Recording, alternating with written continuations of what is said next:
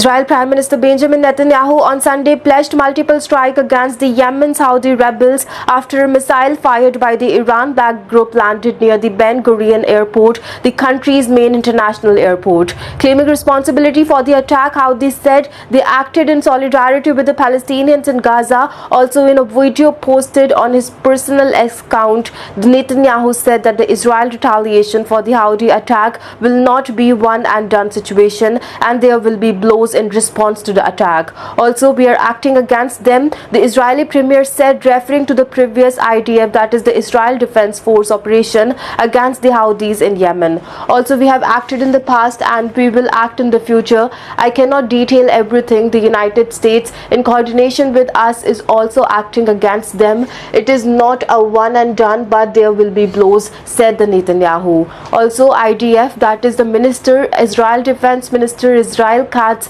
has also vowed a forceful response against the Iran-aligned Houthis. However, they harm us and will harm them back. Also, the ballistic missiles fired by the Houthis landed just 75 meters from the Terminal 3 of the Ben Gurion airport outside the Tel Aviv.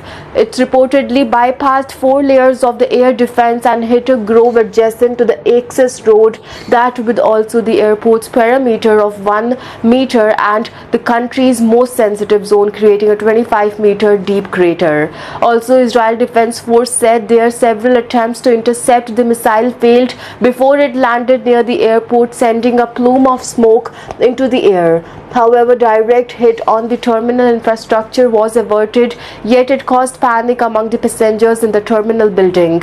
Israel has a US-made THAAD system along with the indigenous Arrow system to intercept the missiles, but both of them failed to stop the attack today. Authorities have launched a full-scale investigation into the breach of Israel's defense, also missile impact site.